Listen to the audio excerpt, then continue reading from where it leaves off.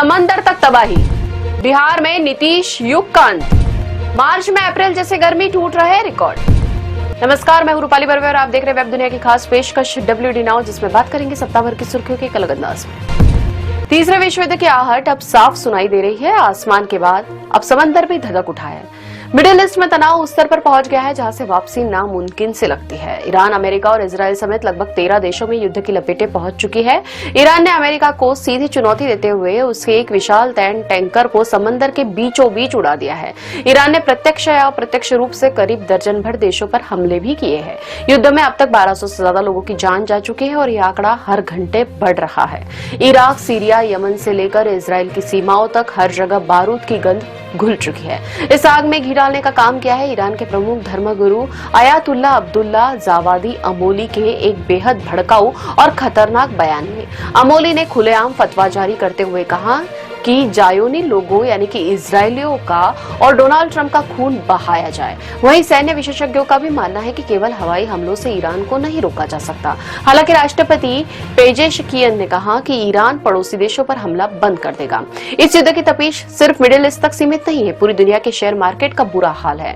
New York से लेकर Tokyo और मुंबई तक बाजार औंधे मुंह गिरे हैं। तेल की कीमतें आसमान छू रही है, जिससे महंगाई बढ़ने का खतरा पैदा हो गया है।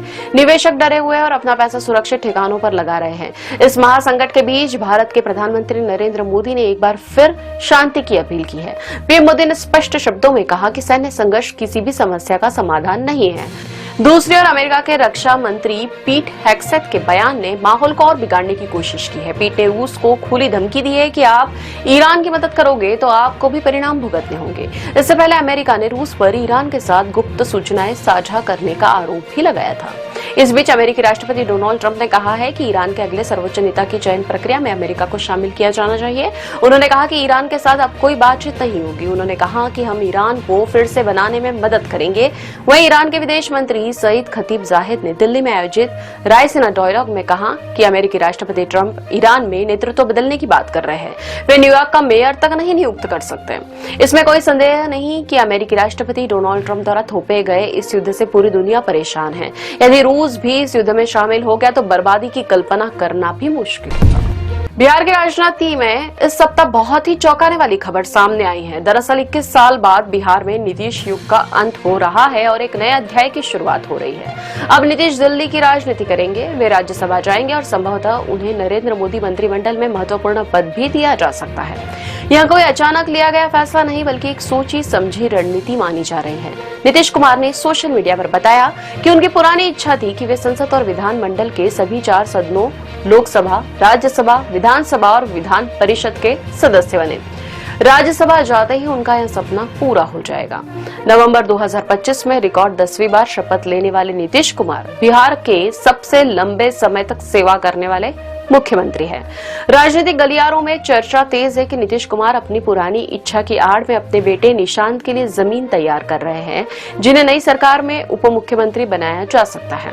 लेकिन नीतीश के फैसले से जदयू कार्यकर्ता खुश नहीं है। हालांकि नीतीश ने भरोसा दिया कि वे नई सरकार को अपना मार्गदर्शन देते रहेंगे और बिहार के विकास के संकल्प पर कायम रहेंगे। बिहार की सियासत अब उस मोड़ पर है जहाँ पहली बार बीजेपी ड्राइविंग सीट पर होगी। हालांकि नाम की घोषणा नहीं हुई है, लेकिन डिप्टी सीएम सम्राट चौधरी, केंद्रीय गृह राज्य मंत्री नित्यानंद राय को मुख्यमंत्री बनाया जा सकता है।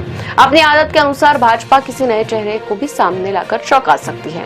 हालांकि यह तो वक्त ही बताएगा कि नीतीश बिहार सरकार के मार्गदर्शक रहेंगे या फिर मार्गदर्शक मंडल में चले जाएंगे। मार्च के शुरुआती दिनों में ही अप्रैल जैसी तपिश का एहसास हो रहा है। हाल ही के दिनों में तापमान ने जिस तरह की छलांग लगाई है, उससे न तो केवल वैज्ञानिकों को बल्कि आम जनता को भी हैरान कर दिया है। उत्तर पश्चिम भारत में गर्मी ने समय से पहले दस्तक दे दी है। राजस्थान, दिल्ली और उत्तर प्रदेश के कई हिस्सों में अधिकतम तापमान सामान्य से 4 डिग्री से 8 डिग्री तक ऊपर दर्ज किया गया। राजस्थान के कई इलाकों में पारा 35 डिग्री पार कर चुका है, जबकि सर्वाधिक तापमान ओडिशा के झारसुगुड़ा में 39 डिग्री और महाराष्ट्र के अकोला में 38.5 डिग्री दर्ज किया गया।